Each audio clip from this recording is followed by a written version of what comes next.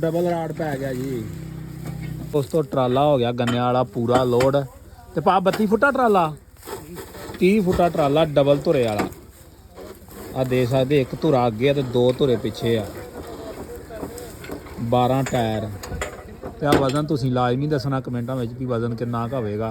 तारां दी कसाई हो रही है जी। ते ये इत्थों लगा जी निकलन। निकल के तो इधर तां चढ़ेगा तो फिर ये वीडियो भी दोस्तों नाल शेयर होगी।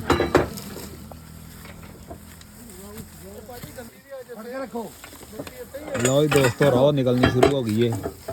ते आ तेरी खैर है जवाना। तारां दी कसाई हो रही पूरी।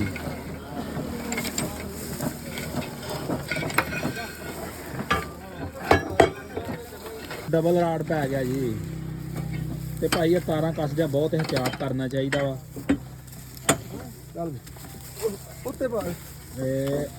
रौ निकल गई है भी। हाँ रौ निकलनी शुरू हो गई। तुहानू मैं रौ भी विखालदा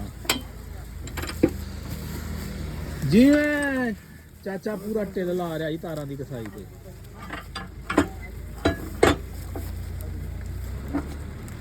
जिवें